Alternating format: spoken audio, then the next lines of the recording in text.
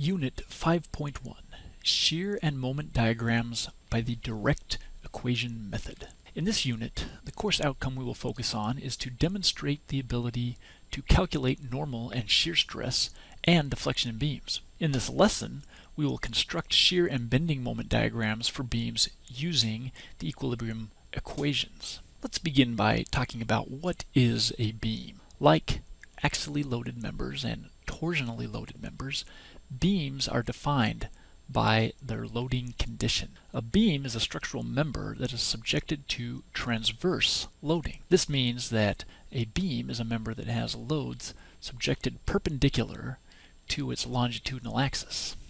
Often when people think of a beam, they think of the horizontal members in a structure, like this one shown here. This is a beam. This is its longitudinal axis, and the loads that are being applied to the beam will be perpendicular to that axis. But beams are found in other structures as well. For example, this axle here can be considered a beam.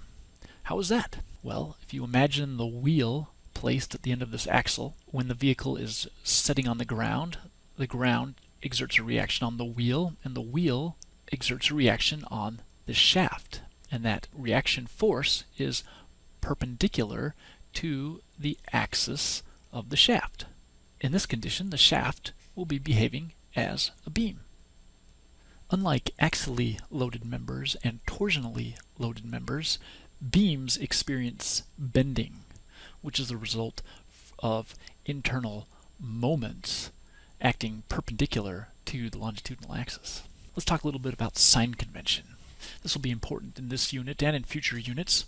On the left is an image that shows a distributed load, and the load is shown in the positive direction for distributed load. That is, the load is pointing vertically upward. The diagram in the middle shows the positive direction for internal shear. The diagram represents a beam through which has been made a theoretical cut. The beam is then separated at the cut, and the internal resultant shear forces are drawn. For the beam section on the left, the shear arrow is drawn downward. For the section on the right, the shear arrow is drawn upward. The image on the right shows the positive direction for internal resultant moments. The figure represents a beam through which has been placed a theoretical cut. At the cut, the two sections of the beam have been separated, and the internal resultant moment is drawn. For the section on the left, the internal moment is positive when drawn in a counterclockwise direction. For the beam section on the right, the internal resultant moment is positive when drawn in the clockwise direction. Let's now talk about constructing shear and bending moment diagrams for a beam. Here is a beam that is simply supported. Simply supported means that it has a pin connection on one end and a roller as the other support. A simply supported beam is statically determinate. On this beam is a distributed load equal to 20 kilonewtons per meter. The supports are at the beam ends, and the length of the beam is 8 meters. In Unit 1, we worked on calculating the internal resultant forces at a point in a structural member, and we will do the same here. The first step was to draw a Freebody diagram. Here I've drawn a Freebody diagram of the beam. I've replaced the supports with the reaction forces. I've placed also the external load, which is the distributed load, over the whole beam. The next step is to use the equations of static equilibrium to calculate our unknown reactions. We can sum the moments about point A to calculate the reaction force at point B. Doing so gives us a value of 80 kilonewtons.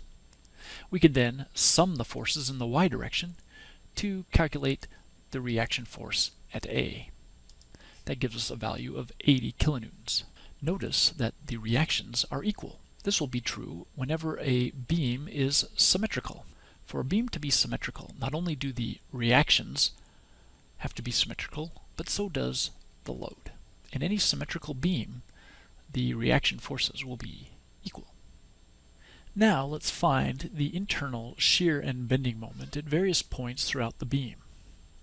In Unit 1, we did this at a single point in a structure by making a theoretical cut in the structure, drawing a Freebody diagram of the cut member, and putting on the internal resultant forces, then solving for them using the equations of static equilibrium. Let's use the same technique here. Let's first cut the beam at a distance of x equals 1 meter. I've drawn a Freebody diagram of the cut beam. I've put on all external loads. Now I will put on the internal shear force. Notice I've drawn the internal shear arrow in the positive direction per the sign convention that we previously discussed. We also draw the internal moment reaction, also using the positive sign convention. Now we can solve for the internal shear force by summing the forces in the y direction. To write my equation, I'm going to consider any force that's acting upwards to be positive. Note that that's arbitrary. I can do that. It doesn't have anything to do with the sign convention on the shear arrow here. So first of all, we have an 80 kilonewton point load, which is the reaction at A. It's positive. And then in the negative direction, we have the applied load at 20 kilonewton per meter, distributed load acting over a distance of x equals 1 meter, minus the shear, internal shear, set it equal to 0. We can solve for the internal shear is equal to 60 kilonewtons. We can also find the internal moment by summing the moments about the cut. And I will call any moment that's acting in the counterclockwise direction to be positive for this equation. That gives us a negative 80 kilonewton force times a moment arm of 1 meter, plus our distributed load times the length over which it's acting, times 1/2 meter, which is the location of the centroid of that distributed load, plus our moment equals 0. We can solve for the moment equal to 70 kilonewton meters. Now let's do it again, but this time let's cut the beam at a distance of x equals 2 meters. Summing forces in the y direction, we can solve for the internal shear force as 40 kilonewtons. Summing the moments about the new cut, we can solve for the internal moment equal to 120 kilonewton meters. Now I will continue using the same process to cut the beam at various other distances along its length. At 4 meters, I get values for internal shear and moment. At 5 and now at 6 meters, and continue on over the entire length of the beam. Now I have compiled my results for internal shear and internal moment at various lengths along the beam. The next step is to plot them. Here I have a plot on the top of the internal shear at various distances along the beam, and you can see that it is a continuous function. It starts at a value of 80 kilonewtons at the reaction at A. At midpoint of the beam, the shear is equal to 0. And on the right side, the value of shear is equal to a negative 80 kilonewtons. In the diagram on the bottom, I've plotted the internal moment as it changes along the length of the beam. We can see the internal moment as 0 at the support at A and also at the support at B. It is at a maximum at the center of the beam at a value of 160 kilonewton meters. These diagrams are very useful to us. They show us how the internal shear and how the internal moments change along the length of the beam. They also show us where the internal shears and moments are at maximum points. These will be of great value to us later. But it took a lot of steps in order to draw these two diagrams, and there is a faster way. We will call this faster way the direct equation method. If we were to make a theoretical cut in the beam at a distance of x, we won't give it a discrete value. We will just call the distance x. We draw on our external loads and our internal shear and moment arrows. Then we solve for the internal shear and internal moment using the equations of static equilibrium. By summing the forces in the y direction, we solve for our shear. We have a positive 80 kilonewton force at A, subtract the distributed load. It has a value of 20 kilonewtons per meter times a length of, we'll just leave it as x, minus our internal shear, set it equal to 0, solve for internal shear, and we get an expression for the shear in terms of x. Now let's solve for our internal moment. We can sum the moments about the cut to solve for internal moment. We have at point A an 80 kilonewton load acting in the clockwise, so negative direction. Its moment arm is a distance x. The distributed load is 20 kilonewtons per meter times the length of the load, which is x, times the centroid, which is x divided by 2, plus the moment, set it equal to 0, and solve for the moment. We get an expression for the moment in terms of x.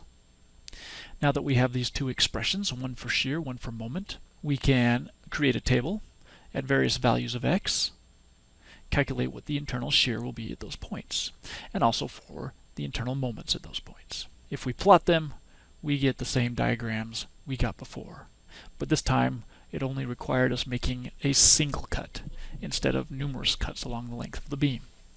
You may have noticed there appears to be a relationship between the equation for internal shear and the equation for internal moment.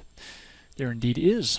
The equation for shear is the derivative of the moment equation, or the moment equation is the integral of the shear equation. We will be using that important principle in the next lesson. So the steps for finding the shear and bending moment equations and then drawing the diagrams using the direct equation method are shown below. First, draw a free-body diagram and find the support reactions for the beam. Next, make a theoretical cut in the beam at a distance x from a support. 3. Draw a free-body diagram of the cut beam and include the internal shear and moment arrows, drawn with the positive sign convention. And 4. Solve for the internal shear and moment in terms of x using the equations of static equilibrium. Now, there's an important point that must be made, and that has to do with discontinuities in our shear or bending moment diagrams. Now, in the previous example, the functions for shear and moment were continuous, but that is not always the case for a beam.